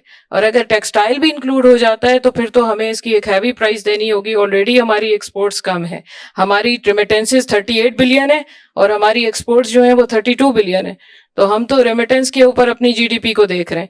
तो अगर ये सिचुएशन रहती है और हमारा ट्रेडिंग सेक्टर उसके लिए रेजिलिएंट नहीं है, हमारे पास वो तैयारी नहीं है, हमारे पास अगर लेट सपोज अगर हमारी जो ट्रेडिंग सेक्टर है वो इस थ्रेशोल्ड को मीट करने के लिए कुछ मेजर्स ले भी लेता है, तो क्या कोई एक्रेडिटेशन प्लान्स हैं? गवर्नमेंट का इसमें क्या रोल है? कोई इंटरनेशनल एक्रेडिटेशन एजेंसी है जो कि उसको अप्रूव करेगी ताकि हमारी एक्सपोर्ट्स दुनिया के लिए जो है वो रिकॉग्नाइजेबल हो, वो उसको ले सकें। अदरवाइज तो वो ग्रीन पासपोर्ट की फिर हम यहाँ बैठ के बात करते रहेंगे, हमें बेचना वैसे ही बड़ा मुश्किल है, हमारी लॉबी वैसे ही बड़ी मुश्किल है। तो जरा इस पर भी बात कीजिए कि हम स्किल बॉन्ड तो लेके आ रहे हैं, लेकिन दूसरी तरफ क्या हम अपने सेक्टर्स को भी जो है वो ग्रीन सेक्टर्स बना भी रहे हैं, और किस तरह बनाएं? तो गेम सिर्फ पाकिस्तान तक तो नहीं है ना, ये तो बियॉन्ड पाकिस्तान भी है। बिल्कुल ठीक है, थैंक यू लुबना। देखें, जो मैंने 5 एरियाज बताए, by the way apologies, one of the initiatives I have to mention still, ये जो एनर्जी एफिशिएंट फैन फाइनेंसिंग है, ये भी गवर्नमेंट ऑफ पाकिस्तान ने, ये 5वां है कि जो फैंस हैं हमारे मिडिल क्लास, लोअर क्लास, जहाँ भी हैं, उनको एनर्जी एफिशिएंट बनाएं, क्योंकि they are in millions, hundreds of millions fans की मैं बात कर रहा हूँ, जो सीलिंग फैंस होते हैं। अब उनको रिप्लेस किया जा रहा है, और एक सर्टेन एस्टिमेट्स के हिसाब से रफली 50 to 60% एनर्जी एफिशिएंसी आती है अगर आप एक जो ट्रेडिशनल फैन है उसको कन्वर्ट कर दें या चेंज कर दें सोलर पे। तो और सोलर का आपको पता है, कोई 1/4 तो हम ऑलरेडी प्रोड्यूस कर रहे हैं सोलर पे अब, और डिमोक्रेटाइज हो गया अब तो सोलर, हर कोई घर पे लगा रहा है, और गवर्नमेंट ने इसमें पॉलिसी दी है, डिस्पाइट द फैक्ट कि गवर्नमेंट की अपनी कैपेसिटी बहुत ज्यादा है, उसके बावजूद गवर्नमेंट ने जो है वो सोलराइजेशन के लिए अलाउ किया, डिफरेंट गवर्नमेंट्स ने। तो ये एक अच्छी चीज है। और फैन फाइनेंसिंग का 5वां इनिशिएटिव था, उसमें 11 बैंक्स हैं, 12 डिस्ट्रीब्यूशन कंपनीज हैं, सब मिलके काम करें, और ये एक ऐप ड्रिवन है कि वहां जाके आप ऐप पे अप्लाई करें और वहां पे आपको फैन की रिप्लेसमेंट मिलेगी। तो ये 5वां इनिशिएटिव है। Coming back to your point, मैं थोड़ा सा एक आपको फैक्चुअल चीज थोड़ी सी बता देता हूँ, ये वाली जो आपने एक्सपोर्ट्स की बात की है, हमारी टोटल एक्सपोर्ट्स $41 बिलियन है, $32 बिलियन नहीं है। नंबर 1, 31 के करीब हमारी गुड्स हैं और बाकी हमारी सर्विसेज की हैं। तो टोटल हमारा $40 बिलियन क्रॉस कर गया है टोटल एक्सपोर्ट्स में, thanks to technology exports by the way, जो कि लास्ट ईयर को $3.8 बिलियन थी, अब वो इस साल हम एक्सपेक्ट करते हैं कि $4 बिलियन क्रॉस हो जाएंगी। Last month record number achieve किया है पाकिस्तान की टेक्नोलॉजी एक्सपोर्ट्स ने, that is $437 million. Remittances on the other hand last year 38 थी, इस साल वी एक्सपेक्ट के $41 बिलियन क्रॉस कर जाएंगी, और टोटल एक्सपोर्ट्स आपकी इंशाल्लाह रफली पहुंच सकती हैं कोई $45 बिलियन या उससे ऊपर थोड़ी सी। तो कहने का मतलब ये कि आपका पॉइंट ठीक है, आपने जो जिस तरह से उसको रिलेट किया है, डेफिनेटली आपके पास GSP प्लस स्टेटस है, ये आपने देखा होगा पिछले कोई 15 साल से या आई थिंक 13-14 साल से। तो वो GSP प्लस स्टेटस, आपको पता है यूरोप जो है वो मोस्ट एडवांस्ड रीजन्स में से है, और क्लाइमेट पे वो आपको पता है फोर फ्रंट पे है, क्लीनर फ्यूल्स एंड एवरीथिंग। तो GSP प्लस स्टेटस आपको ये अंदाजा होगा कि GSP प्लस स्टेटस ऐसे ही नहीं मिल जाता कंट्रीज को, वो उनको मिलता है जो कंप्लायंट होते हैं डिफरेंट लॉस पे, उसमें एनवायरनमेंट भी है, उसमें लेबर भी है, उसमें क्वालिटी भी है, a number of terms and conditions are there. I mean, number of requirements need to be fulfilled first before you get to that status. तो एक तो GSP प्लस थैंकफुली हमारे पास है, और दूसरा जो आपने कहा कि जी मजीद कंप्लायंट हम करें, ऑफ कोर्स ये एक चैलेंज है, इसमें एडेप्टेशन होगी और हो रही है, बट अच्छी बात क्या है, it starts with realisation first कि जी ये प्रॉब्लम है, प्रॉब्लम की पहले आप डायग्नोसिस सही कर लें, आप उसको रियलाइज करें, उसको बोलें कि जी हाँ प्रॉब्लम है, फिर आप उससे सॉल्यूशंस की तरफ जाते हैं। तो आई थिंक मैं यही कहूंगा उसमें कि एफर्ट्स आर अंडर वे, इंशाल्लाह and with time you will see the outcomes and everything on that side. Thank you so much Khurram साहब। अच्छा, floor is open for question and answers, जो भी है आप करना चाहते हैं, आप कमेंट करना चाहते हैं कमेंट कीजिए, आप अगर कोई क्वेश्चन करना चाहते हैं खुर्रम साहब से आप क्वेश्चन कीजिए। बस हमारी एक जो है एक ट्रेडिशन है IBA की कि हम म्यूचुअल रिस्पेक्ट पे बिलीव करते हैं, और हम जो है वो पॉलिटिकल जो है वो इनकरेज करते हैं, लेकिन हम चाहेंगे कि ऐसी गुफ्तगू हो कि जिससे हम सबको फायदा हो। तो इसके साथ प्लीज फ्लोर इज ओपन, आप जरूर सवालात कीजिए। थैंक यू जी। अस्सलाम वालेकुम, मेरा नाम राजा मस्तूर हसन है, मैं प्लानिंग एंड डेवलपमेंट डिपार्टमेंट में काम करता हूँ। आपने अपनी इस तफसीली गुफ्तगू में ग्रोथ वॉलेटिलिटी को नहीं डिस्कस किया। हमारा मसला क्लाइमेट के साथ ग्रोथ का ना होना भी है। अच्छा, ग्रोथ ना होने की वजह से आपके फिस्कल वल्नरेबिलिटी पैदा हो जाती है, और उसको आप फर्दर एक्सपेंड करेंगे तो आपका जो टैक्सेशन का आर्किटेक्चर है या जो डेटा इकोसिस्टम है वो उसको कॉम्प्लीमेंट करता है। मतलब the larger picture is the growth. तो अगर ग्रोथ हो तो हमारा फिस्कल जो वल्नरेबिलिटी का क्वेश्चन है टू सम एक्सटेंट वो भी हल हो सकता है। I understand that climate change effects has some direct effect on the growth, लेकिन ग्रोथ का ना होना एक पॉलिटिकल क्वेश्चन भी है, लेकिन मैं इसको पॉलिटिकल को मैक्रो इकोनॉमिक पॉलिटिकल साइंस में बात कर रहा हूँ। Thank you. और जी, थैंक यू वेरी मच। बहुत सही कहा आपने, बहुत मुनासिब बात की आपने। ग्रोथ जो है वो फंडामेंटल है, फंडामेंटल फैक्टर है। लेकिन एक चीज से मैं आपके थोड़ा सा डिसएग्री करूंगा कि आप कह रहे हैं ग्रोथ नहीं है। ये बहुत बड़ा स्टेटमेंट है कि ग्रोथ नहीं है। हम ये कह सकते हैं ग्रोथ रिलेटिवली कम है, स्लोअर है, let's say up to the mark नहीं है, अप टू आवर पोटेंशियल नहीं है। That would have been the right, in my humble opinion. तो ग्रोथ है, ग्रोथ रिलेटिवली कम है। और वो क्यों कम है? अगर मैं काउंटर क्वेश्चन करूं तो आई थिंक आपको ये पता होगा कि ग्रोथ क्यों कम है, या ग्रोथ हमारा जो पोटेंशियल है, लेट्स से 6% पोटेंशियल अगर है और हम आज खड़े हैं 3 पे, 3.25% पे, तो we are not there yet, but we are on the way. Direction of travel is important. वो कैसे? देखें, जब भी आप 6% ग्रोथ अचीव करते हैं, आप तो माशाल्लाह काफी आपने देखा होगा कि पिछले 30-35 साल, 40 साल देखे हैं। हमारा जो बूम एंड बस्ट साइकिल है वो है ही इसके साथ लिंक कि हमने लोकल प्रोडक्टिविटी नहीं क्रिएट की, रेंट सीकिंग पे गए, कंजम्पशन हमने की। Consumption is not a bad thing, it's actually blessing in disguise. Consumption economies जो होती हैं वो ग्रो ज्यादा करती हैं क्योंकि इंसेंटिव टू प्रोड्यूस होता है वहां। जहां कंजम्पशन नहीं होती है वो ग्रोथ नहीं करती इकोनॉमीज। ये मेरा मैं इस पे बड़ा मेरा ओपिनियन है इस पे स्ट्रॉन्ग। तो consumption is good, but funding that consumption is important. कि आप बाहर से कर्जा लेके कंज्यूम कर देते हैं और फिर बस्ट में चले जाते हैं, फिर IMF पे चले जाते हैं, या फिर आप वो कर्जे को अच्छा इस्तेमाल करते हैं अपने एनवायरमेंट के लिए, अपने लोगों के लिए, अपनी सेहत के लिए, एजुकेशन के लिए, इन्वेस्टमेंट इन ह्यूमन कैपिटल। तो ग्रोथ जो है वो ज्यादा जब होती है, आपका बैलेंस ऑफ पेमेंट क्राइसिस आता है। ठीक हो गया? यहां से डॉलर्स आपने कैपेसिटी ना क्रिएट करके लिमिटेड किए हुए हैं, वहां से आप कर्जा लेते हैं, उसे आप कंज्यूम करते हैं और eventually you go bust and go back to the lender of the last resort. 24 मरतबा यही हुआ है। 24 मरतबा नहीं तो कम से कम 10 मरतबा तो हुआ है इसमें।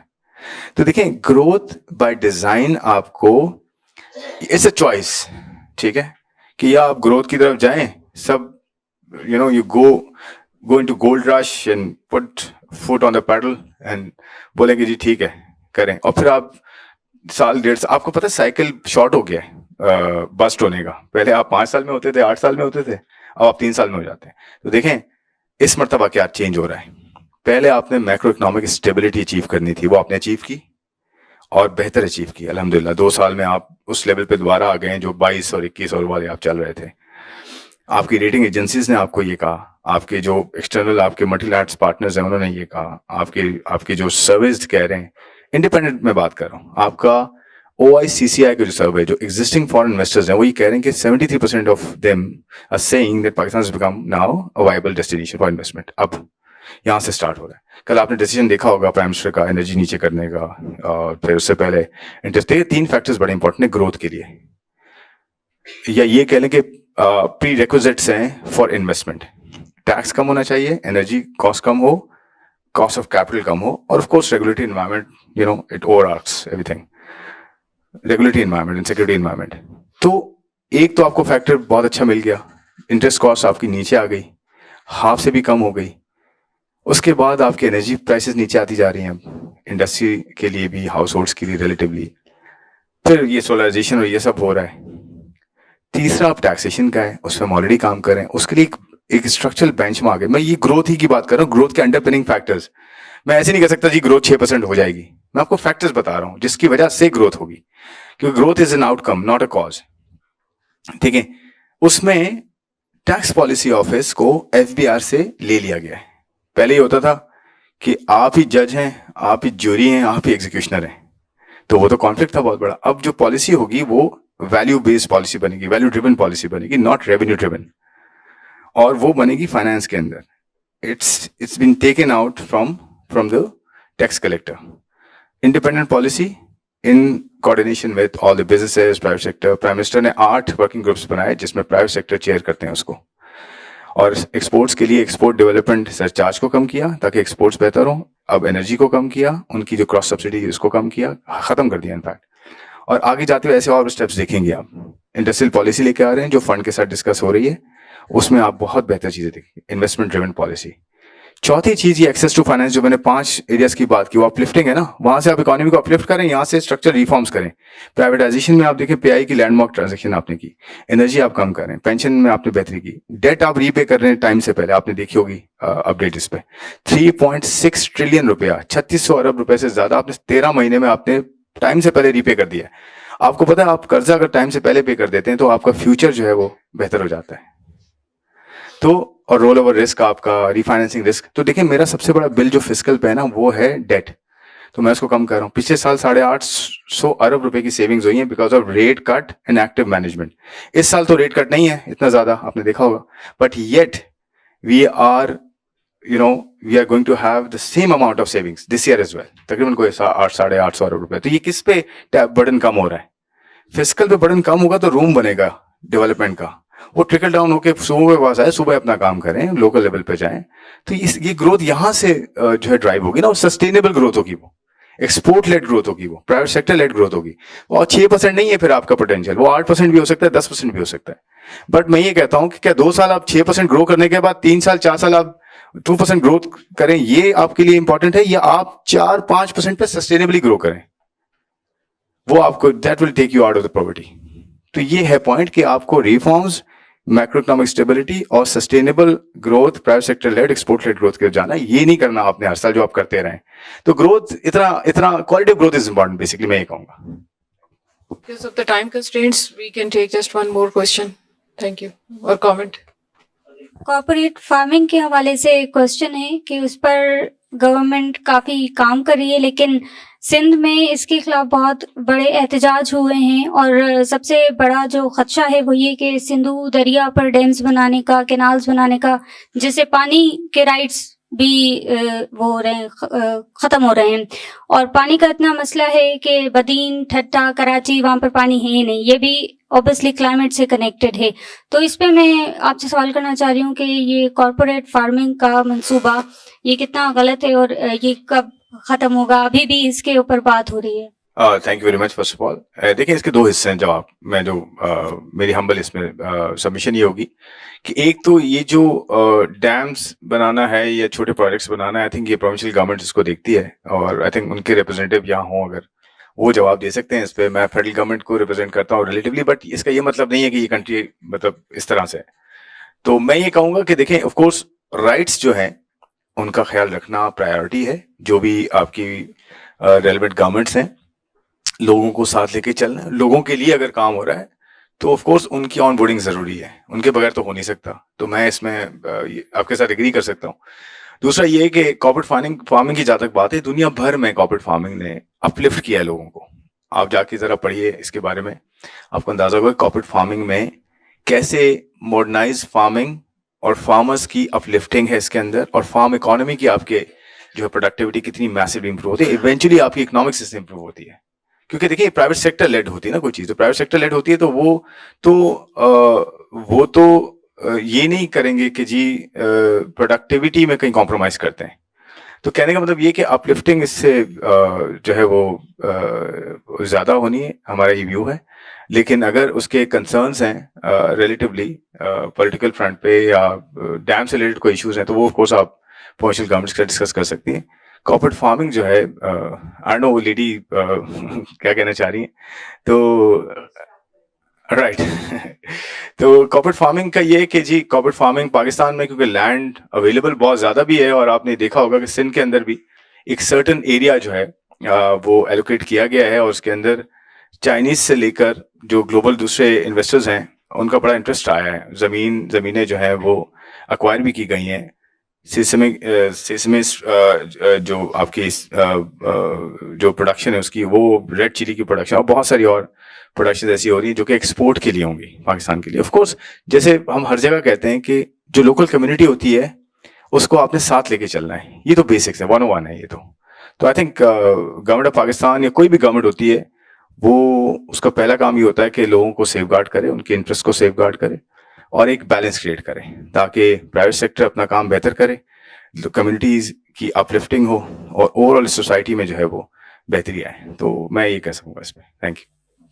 एक्सक्यूज मी, मैंने पहले कहा था तो क्वेश्चन मैं थोड़ा सा कर लूँ आपसे, अगर इजाज़त दें तो। मुझे डॉक्टर ज़ीशान शौकी कहते हैं, मैं ट्रेडर हूँ और रिसर्चर भी हूँ और सिविल सोसाइटी एक्टिविस्ट भी हूँ। थोड़ा थोड़ा हर जगह कोशिश कर रहा हूँ अपना किरदार अदा करने की। अच्छा, क्वेश्चन मेरा ये है कि किरदार अदा नहीं किया जा रहा है। आपने कहा फाइनेंसिंग बहुत है, फंड्स बहुत हैं, जबकि हम इम्प्लीमेंटेशन कुछ नहीं देख रहे। आप अपनी इंडस्ट्री को देखें, आपकी एक्सपोर्ट कहाँ चली गई है। आप इस वक्त बांग्लादेश से पीछे चले गए, सोशियो इकोनॉमिक इंडिकेटर्स आपके बांग्लादेश से पीछे हैं, आपकी एक्सपोर्ट बांग्लादेश से पीछे। Right now you are in the region, South Asia region पे बहुत पीछे चले गए। इसी तरह से टेक्नोलॉजिकल एडॉप्टेशन में भी आप पीछे हैं। अगर आप बायोमास टेक्नोलॉजी देखें तो हमारी कितनी इंडस्ट्रीज हैं उसने बायोमास टेक्नोलॉजी को अपनाया है, अपने वेस्टेज को एनर्जी जनरेशन में इस्तेमाल किया है। इसी तरह Can you please keep it short? जी, तो इसी तरह से हम यही देखते हैं कि इम्प्लीमेंटेशन नजर नहीं आ रही। आप बहुत सारे लोग हैं, बहुत सारे ट्रेडर्स हैं, इंडस्ट्रीज हैं, वो अभी तक टेक्नोलॉजी में बहुत पीछे हैं। टेक्सटाइल सेक्टर हमारी मेजर बैकबोन है, मगर इसके बावजूद वहां पर भी टेक्नोलॉजी वगैरह नहीं है। क्योंकि मैं खुद वर्क कर रहा हूँ यूरोपियन कंपनीज के साथ, उनको रिप्रेजेंट करता हूँ टेक्नोलॉजी में, बायोमास एनर्जी में और टेक्सटाइल मशीनरीज में और चीजों में भी। तो मैं इस पर नतीजे पहुंचाऊं कि we are very back end हमारे पास जो फाइनेंशियल रिसोर्सेज हैं वो नहीं है, लोगों को पता नहीं है, या तो वो इस्तेमाल नहीं करने दिया जा रहा, क्या वजूहत है। ठीक है सर जी। मैं कहता हूं, अच्छा आपने ये देखा होगा, मैं शुरू में काफी जवाब देने की शुरू में ही कोशिश की। उसके अंदर मैंने कहा कि हमने गवर्नमेंट पाकिस्तान ने फेडरल लेवल पे फाइनेंसिंग के अरेंजमेंट कैसे की, प्लान कैसे किया, फाइनेंसिंग के अरेंजमेंट कैसे की फ्रॉम प्राइवेट सेक्टर, फ्रॉम मल्टीलैट्स, उसको उसके साथ डेटा को कनेक्ट कैसे किया है और अब एडेप्टेशन और इम्प्लीमेंटेशन में जा रहे हैं। और वो मैंने 5 एरियाज बताए, मैंने बताया अपलिफ्टिंग कहाँ से कर रहे हैं। ठीक है जी, तो जवाबात तो मैंने दिए आपके। आपने कहा कि जी कुछ हो नहीं रहा, आपने एक स्वीपिंग स्टेटमेंट दिया कि जी कुछ नहीं हो रहा और हम खत्म हो गए, हम पीछे हैं बहुत। तो मैंने ये पूरा जो डिस्कशन किया है नंबर्स के साथ किया है और ये रिकॉर्डिंग भी हुई है। जी मैं जवाब दे रहा हूँ सर, मैं जवाब दे रहा हूँ। देखिए मैंने फिर मैं कहता हूँ, मैंने फाइनेंसिंग का बताया आपको, मैंने ग्रैनुलर डिटेल बताई आपको कि कौन सा प्रोजेक्ट क्या कर रहा है और इम्प्लीमेंटेशन में है, रिजल्ट्स आ रहे हैं, 20-20, 30-30 हजार एप्लीकेशंस आ रही है, प्रोसेस हो रही है, फंडिंग दी जा रही है। तो मैं ये कह रहा हूं कि इट्स नॉट अ डूम्सडे। और दूसरा ये, मैं बिल्कुल आप मुनासिब बात है कि हम पीछे रहे, लेकिन वो तो एक रिकग्नाइजेबल फैक्ट है ना। अब कर क्या रही है इंपॉर्टेंट है, गोइंग फॉरवर्ड क्या कर रहे हैं।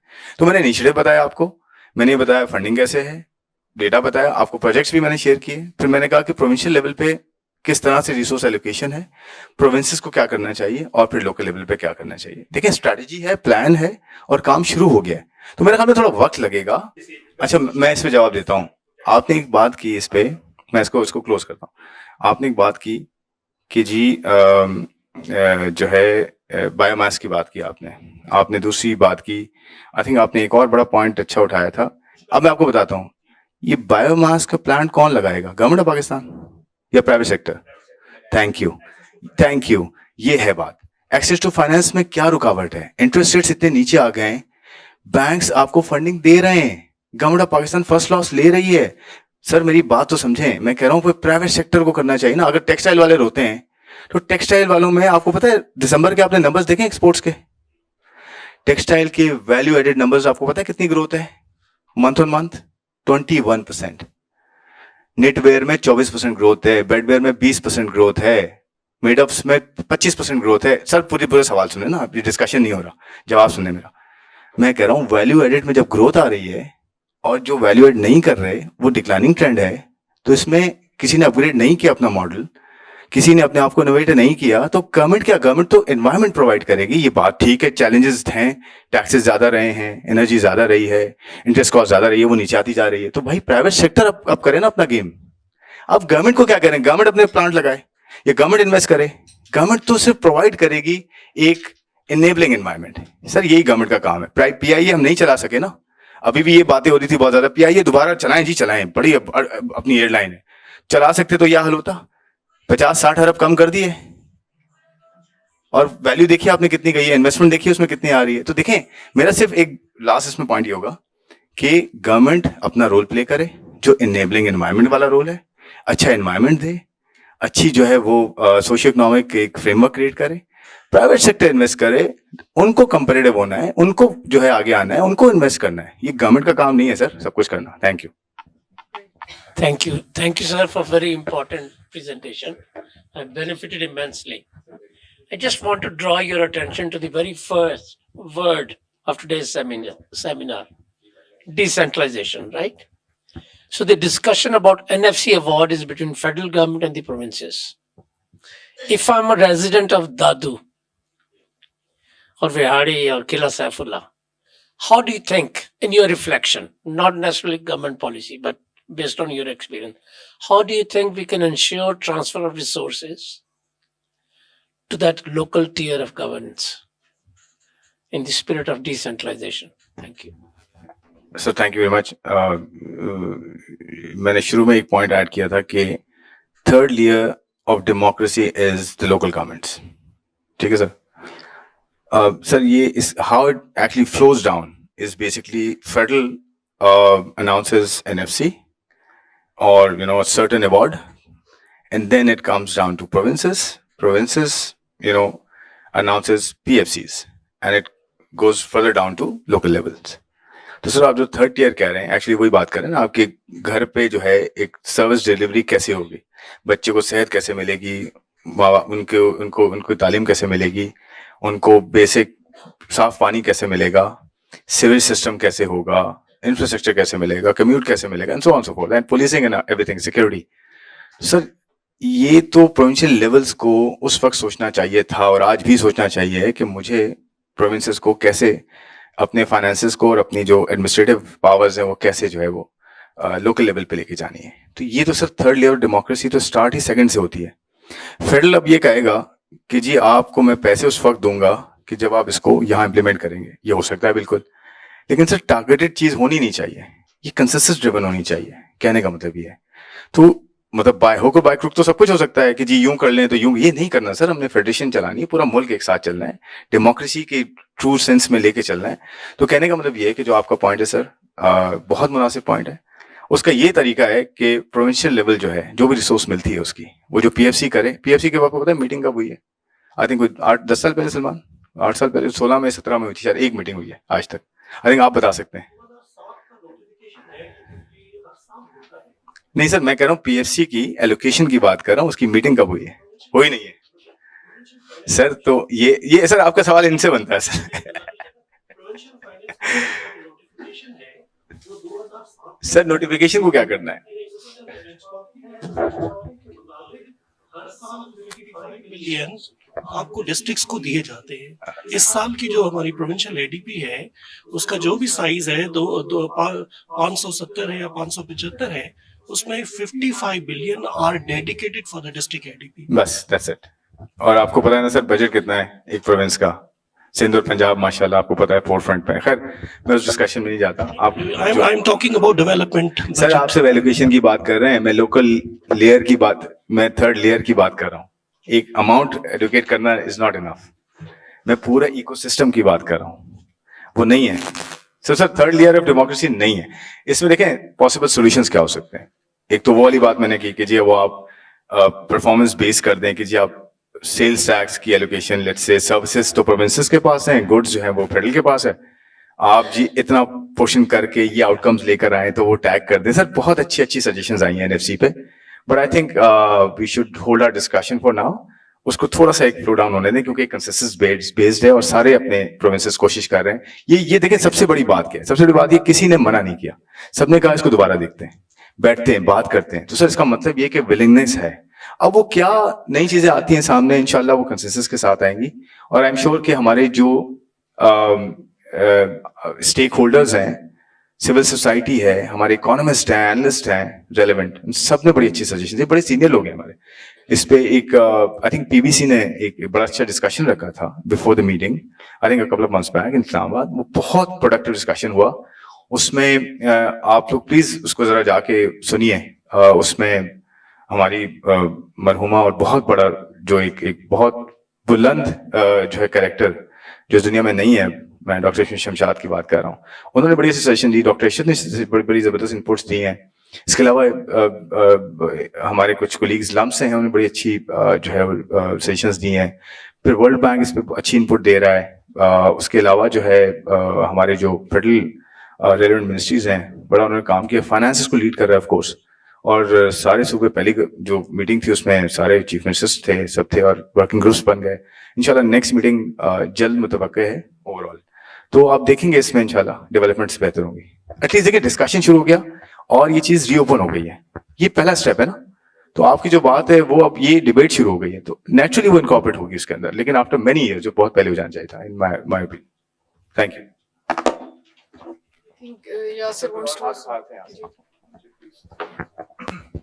इजाजत से, हाँ ऑफ कोर्स। अच्छा, सो जहाँ तक अभी डिस्कशन पहुंचा है आपके सवाल के जवाब में, मैं उसी को आगे लेके चलना चाहता हूँ कि local level is very distinct from provincial level, ये इसमें कोई शक नहीं है।